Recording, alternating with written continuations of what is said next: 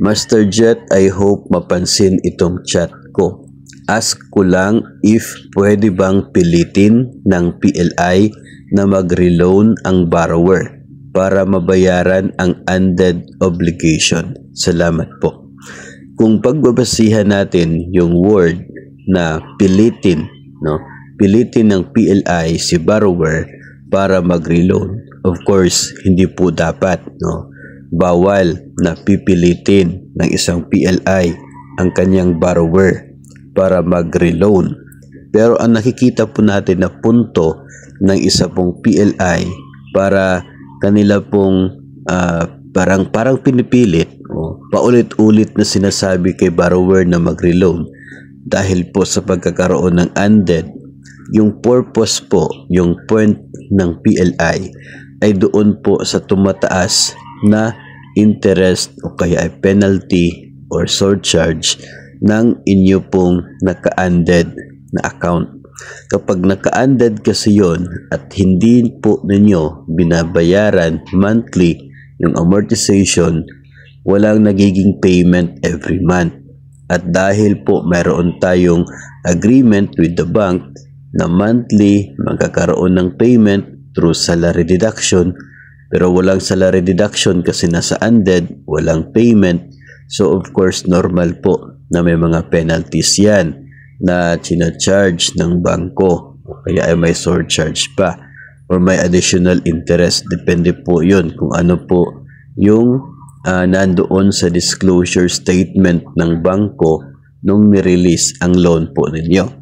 So dahil tumataas yung cost ng loan na nasa undead portion ng inyo pong payslip, dahil po dyan ay siguro pinapakonsider sa inyo ng PLI na mag-reloan. Kasi kapag nag-reloan, mababayaran yung mga penalties na yon at magiging bago uli ang inyo pong loan account.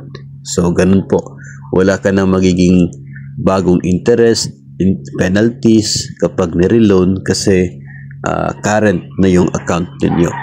Ang question na lamang dito ay kung yun bang additional cost sa pagiging undead ay mas malaki ba compared sa cost kapag ikaw ay nag-renew ng inyong pong loan. Kasi kapag nireloan mo, yung loan mo sa kanila, meron talaga yung 6% na service fee doon sa gross amount. So kung 300,000 yung loan na yon, tapos nireloan mo, so 18,000 yung service fee. Ngayon, kung yung total interest penalties niya ay mas maliit, nasa 5,000 pa lang sa ngayon, hindi ibig sabihin mas costly kapag nireloan mo. So may mga ganun kasi mga pwede po ninyong i-consider, pwede po ninyong isipin when you decide kung dapat na bang i-reload. Isa pang factor, kapag nireload mo ba ay papayagan ba ng loan verifier? Sufficient pa ba yung net take home pay mo para i-reload yung loan account na yon? No? Nasa undead na nga yung loan account na yon. Kapag nireload mo, papayagan ba? No? Allowed ba?